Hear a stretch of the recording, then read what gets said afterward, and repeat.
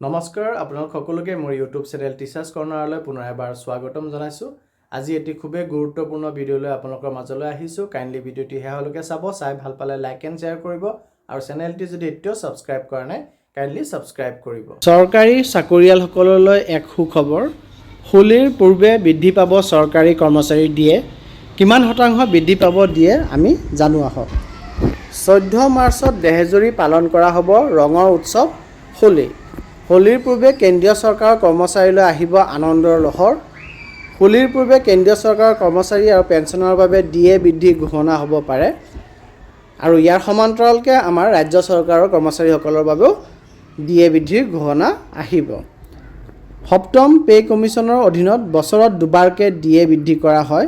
প্ৰথম ডিএ বৃদ্ধি 1 জানুৱাৰীৰ পৰা কাৰ্যকৰী হয় আৰু দ্বিতীয় ডিএ বৃদ্ধি 1 জুলাইৰ পৰা কাৰ্যকৰী কৰা হয়।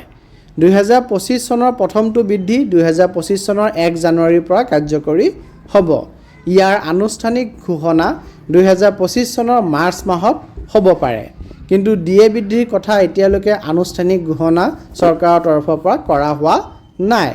শেহতীয়া খবৰ অনুসৰি কৰ্মচাৰী সংগঠনৰ মতে এইবাৰ ডিএ 3 পৰা 4% বৃদ্ধি পাব পাৰে।